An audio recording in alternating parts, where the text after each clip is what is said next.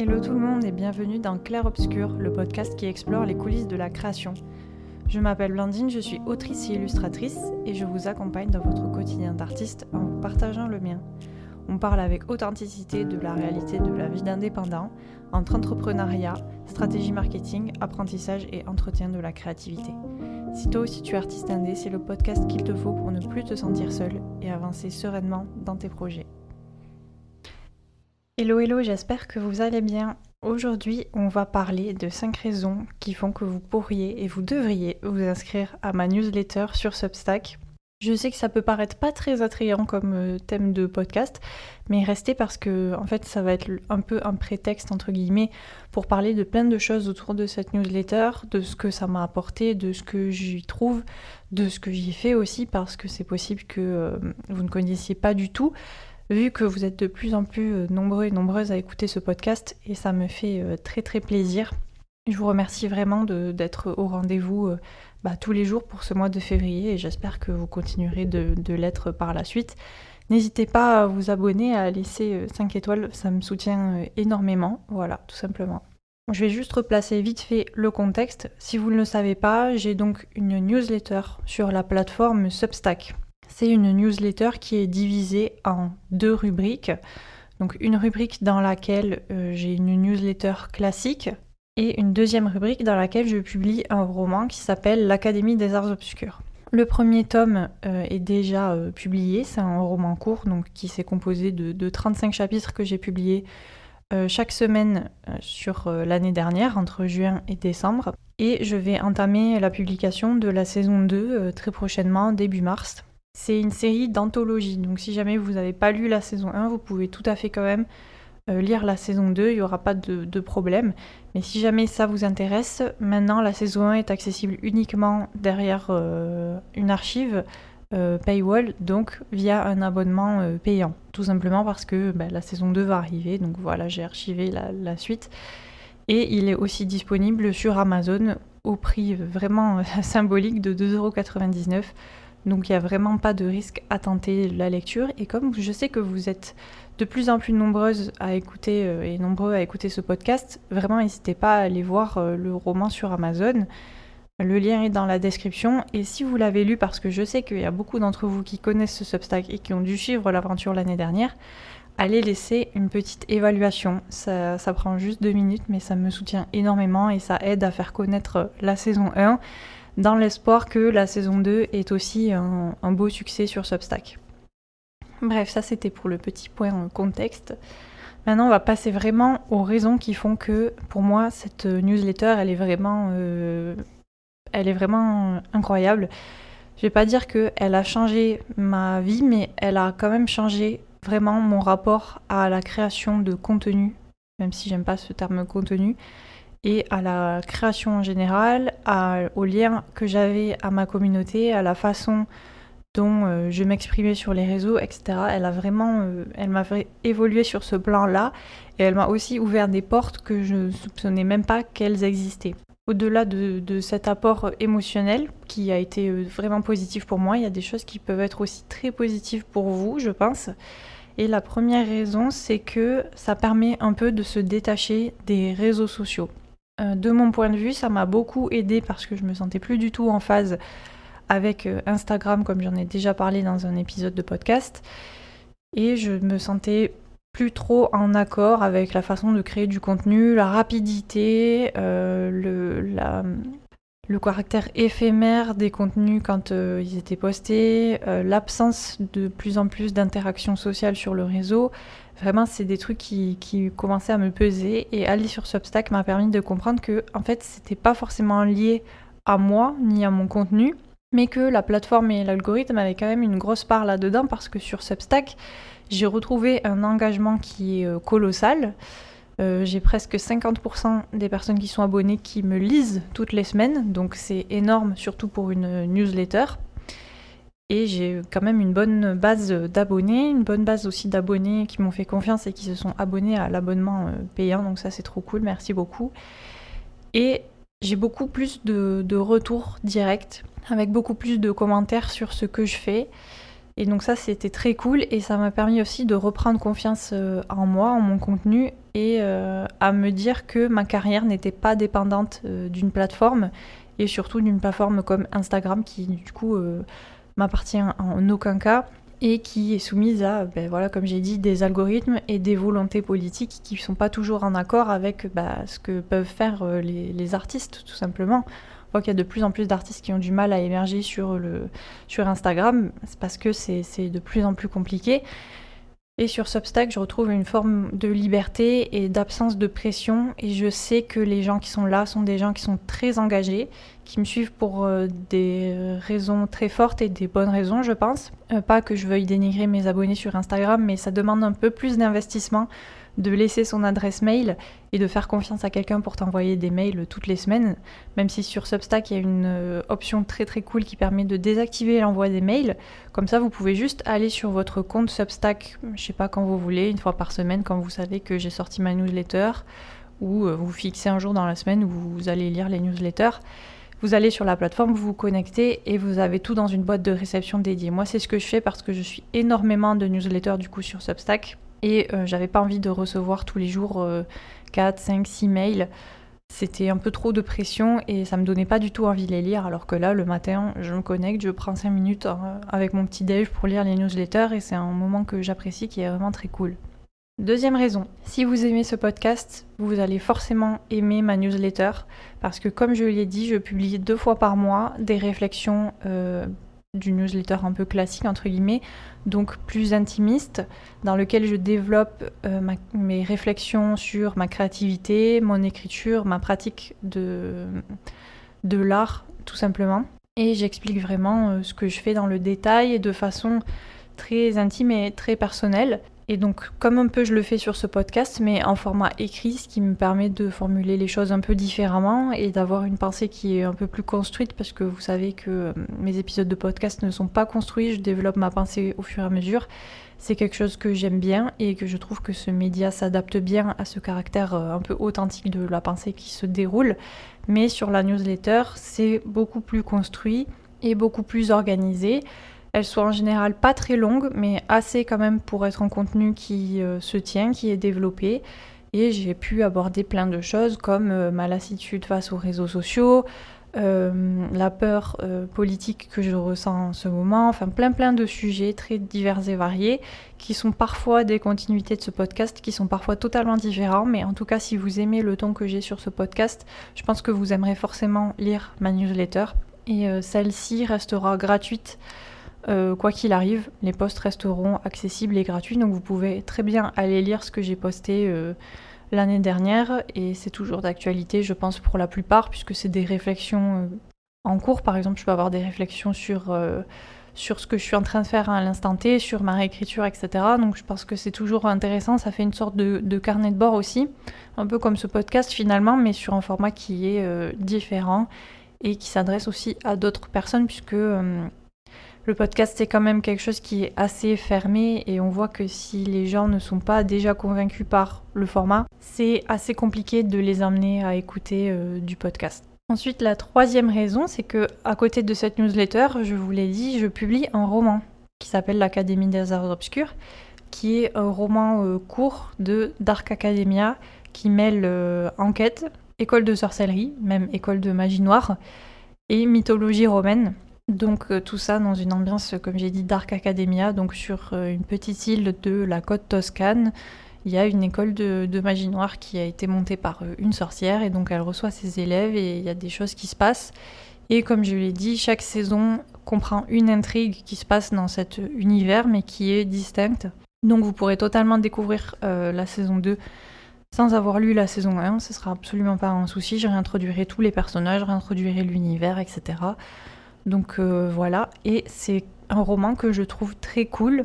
C'est un roman court qui a été publié sous forme de feuilleton. Donc si jamais vous allez le lire sur Amazon, peut-être que vous trouverez le format un peu particulier parce que c'est vrai que les chapitres sont construits de sorte à retenir un petit peu l'attention du lecteur jusqu'à la semaine suivante et lui donner envie de revenir la semaine suivante pour découvrir la suite, avec pas forcément une discontinuité, parce qu'évidemment il y a quand même une intrigue qui se déroule tout le long, mais avec une identité propre à chaque chapitre, pour aussi faire en sorte que si vous rejoignez l'aventure en cours de route, vous pouvez pas comprendre l'histoire, c'est pas ça, mais c'est que si jamais votre mémoire elle est pas fraîche de ce qui s'est passé juste avant, le chapitre va reprendre la continuité tout en développant son propre arc, et donc c'est quand même assez facile à suivre. Et comme je l'ai dit, c'est un roman court, donc il y a une trentaine de chapitres qui font que quelques pages chacun. Ça se lit très vite, ça peut très bien se lire d'un coup. L'intrigue se tient très bien, je trouve. J'ai fait vraiment des efforts là-dessus. Ça sera pas forcément votre lecture de l'année, mais je pense que vous pouvez passer un très bon moment, surtout si vous aimez, comme j'ai dit, le Dark Academia, la magie, la sorcellerie et évidemment la mythologie qui a une très grande place dans l'intrigue. Je pense que vous pouvez totalement apprécier cette lecture, et il faut savoir que sur Amazon, il est au prix de 2,99 €. Donc c'est vraiment dérisoire, vous pouvez largement tenter. Il est aussi dans l'abonnement Kindle si vous avez, donc de façon gratuite. Et la saison 2 sera dans cette lignée avec, comme j'ai dit, une autre intrigue qui se développera, mais ce sera toujours la même ambiance, voilà, italienne, mythologie et évidemment enquête et sorcellerie. Donc n'hésitez pas à aller voir ça, vous pouvez même directement aller voir sur Substack les chapitres précédents qui ont été postés et voilà, découvrir un petit peu ça. La quatrième raison, c'est que cette newsletter me permet d'avoir un vrai soutien financier. A priori, c'est pas censé être une raison pour vous de me lire, mais en fait si, parce que sur les réseaux sociaux, vous n'avez pas vraiment de moyens de me soutenir, à part en likant ou en commentant les posts, ce qui peut être quand même une sorte de pression, surtout avec la masse de contenu qu'on a. Moi, je sais que je suis très nulle pour ça maintenant. J'ai vraiment arrêté de commenter la plupart des posts, même quand ça m'a vraiment intéressée, parce que c'est trop de charge mentale et je finis par y passer trop de temps. Et du coup, j'ai plus vraiment de moyens de montrer à la personne que son travail m'intéresse pour de vrai si elle n'a pas d'actualité littéraire. Parce que moi, il faut savoir que je suis principalement des auteurices. Et donc, évidemment, j'achète les romans quand ça sort si ça m'intéresse. Mais au-delà de ces moments, j'ai pas vraiment de moyens de montrer que je les suis et que je les soutiens. À part en envoyant des messages privés, mais ça c'est pareil, je trouve que c'est un peu ambigu, même quand on connaît pas très bien la personne. Enfin, c'est un peu des choses. Tout le monde n'est pas forcément à l'aise avec ça, alors que sur Substack, déjà le simple fait de laisser son adresse mail, ça montre vraiment qu'il y a une démarche qui est faite pour une volonté de s'abonner qui est quand même assez forte. Et il y a aussi le soutien financier qui, de mon point de vue, est très important, mais qui est aussi du point de vue de la personne est vraiment très cool. Moi, je sais qu'il y a des auteuristes, j'apprécie du coup leur laisser ce petit tips en général mensuel, parce que j'aime bien. Je m'abonne pas forcément à l'année parce que ça dépend des newsletters. Il y a certaines choses où je vois pas trop l'intérêt de m'abonner à l'année. Et c'est aussi pour ça que moi j'avais voulu faire un roman, c'était pour inciter les gens à se dire bon ben voilà, je m'abonne à l'année, comme ça j'aurai tous les chapitres qui sont disponibles. Mais j'aime bien laisser un petit tips de temps en temps. Je trouve que c'est un moyen sympa de soutenir l'autrice, même quand on a déjà lu par exemple son roman, on peut pas le racheter 150 000 fois. Mais là, ça fait vraiment un petit tips parce que, je sais pas pour les autres, mais moi ça commence à 2,50 €. Donc voilà, c'est vraiment, il n'y a pas d'engagement, ça vous coûte le prix d'un café, c'est vraiment très simple. Mais ça marque vraiment le fait que ça vous intéresse, que vous me soutenez. Et pareil pour les commentaires et les likes, c'est vraiment des choses qui sont très importantes. Et c'est pour ça aussi que j'ai mis cette raison, même si pour vous ça peut paraître complètement nul de dire en fait c'est payant. Mais pour moi, c'est vraiment une marque de confiance et pas de respect, mais de reconnaissance en quelque sorte. Parce que c'est vrai qu'on n'a pas du tout l'occasion sur les autres plateformes de montrer que la création de quelqu'un nous touche ou nous fait plaisir ou nous accompagne, etc. par en laissant des commentaires. Alors que dans notre milieu et dans le milieu artistique, l'argent, ça reste quand même la forme de reconnaissance première. Par exemple, si j'ai une boutique en ligne, que les gens m'envoient plein de commentaires pour me dire c'est super, elle est trop belle, les produits sont top, mais que je fais 0 vente sur le mois, évidemment, le sentiment, il reste mitigé parce que le but, c'est aussi quand même de gagner un peu de sous et d'être reconnu en tant qu'artiste. Et le fait d'avoir quelqu'un qui nous dit que c'est super, malheureusement, ça suffit pas parce que ça paye pas le loyer, voilà, tout simplement. Donc je sais que pour vous, ça peut paraître nul et de toute façon, il n'y a aucun engagement de votre part à vous abonner financièrement, comme je l'ai dit. Vous pouvez juste laisser votre mail et lire les posts qui sont gratuits parce qu'il y aura toujours des posts gratuits sur ma newsletter. C'est quelque chose auquel je tiens évidemment. Donc voilà, il n'y a pas de pression, il n'y a pas d'engagement. Vous pouvez vous abonner aussi juste pour 1 mois. Mais ça c'est pareil, c'est quand même un engouement qui fait très plaisir et qui motive aussi. On va pas se mentir qu'avoir un peu de sous qui tombent de cette plateforme, même si c'est 2 €, bon bah tu dis voilà, je travaille pas pour rien et ça fait toujours plaisir. Parce que moi il faut savoir que les 3/4 de mes contenus, voire même 99% de mes contenus, sont totalement gratuits. Ce que je fais sur Instagram, ce que je fais sur le podcast, ce que je faisais sur la newsletter auparavant, tout était vraiment gratuit. Donc là, je vais monétiser une toute petite partie et voilà, j'espère que vous serez au rendez-vous et que ça vous intéressera et que, comme je l'ai dit, peut-être vous aurez envie de me soutenir juste ponctuellement. Et la dernière raison, c'est que Substack, je sais pas si on peut vraiment parler de réseau social, mais en tout cas, c'est une plateforme sociale qui permet de découvrir énormément de choses. Et ça aussi, c'est quelque chose qui a un peu changé ma façon de consommer. Parce que sur Instagram, en vrai, on est confronté qu'aux mêmes personnes et qu'aux personnes qu'on suit déjà en fait, et qu'on a dans notre feed et dans les stories, etc. Ce qui peut faire une sensation un peu de bulle ou d'enfermement. Et parfois, moi j'ai envie de découvrir d'autres personnes, mais ça reste quand même assez compliqué. Alors que sur Substack, c'est vraiment une plateforme sur laquelle vous pouvez naviguer, vous pouvez lire tout un tas de newsletters sur tout un tas de sujets. C'est classé tout simplement par thématique, donc genre littérature, art, politique, économie, ce que vous voulez. Il y a vraiment de tout. Et vous pouvez juste vous balader et chercher ce qui vous intéresse et lire des choses qui vous intéressent. Et il y a aussi un algorithme qui vous propose des recommandations. Et moi, depuis que je me suis inscrite, au départ, c'était pas forcément adapté, évidemment, parce que c'était le début. Mais là, maintenant, à chaque fois que je vais dessus, je découvre de nouvelles personnes et je découvre des newsletters qui sont vraiment super intéressantes avec des sujets qui m'intéressent et dont j'apprécie la lecture et je finis par m'abonner parce que c'est super cool et j'ai envie d'en lire plus. Et du coup, ça ouvre vraiment l'esprit parce que j'ai découvert plein de personnes que je ne connaissais pas sur Instagram. D'ailleurs, même pour la plupart, je ne les suis toujours pas sur Instagram parce que la newsletter me convient, même si du coup, il faudrait quand même que je le fasse parce que pareil, ça marque un peu quand même le soutien. Et ça, c'est quelque chose de vraiment chouette, quoi, de se dire que on peut découvrir d'autres personnes. Il y a potentiellement tout un monde de possibilités qui sont sur cette plateforme. Donc vous aurez d'un côté les gens que vous suivez, donc vous recevrez les newsletters, mais vous avez totalement la possibilité de découvrir de nouvelles personnes de façon très très simple, juste en vous baladant sur le site. Et comme c'est qu'à moitié un réseau social, il n'y a pas de risque non plus de scroller à l'infini, parce qu'en fait vous allez quand même assez vite tomber sur des choses qui vous intéressent, et donc lire la newsletter, et comme en général ce sont des contenus qui sont quand même assez longs, arriver à une satiété et vous dire ah ben voilà, j'ai lu mon petite newsletter, j'ai fini et voilà. Parce que moi ce que j'avais tendance à faire, c'est le matin aller sur Instagram, commencer ma journée par ça, mais en fait c'est très facile d'être dans une boucle et de juste continuer de scroller jusqu'à te dire bon, est-ce que j'ai tout vu, est-ce que j'ai pas tout vu, ah bah tiens, il y a ça, il y a ça, il y a ça. C'est fait pour vraiment retenir ton attention, alors que sur Substack, quand tu arrives au bout de ta newsletter, tu peux liker, commenter, mais tu peux juste aussi fermer ton onglet, il n'y a rien qui va te stimuler pour aller voir ailleurs, quoi.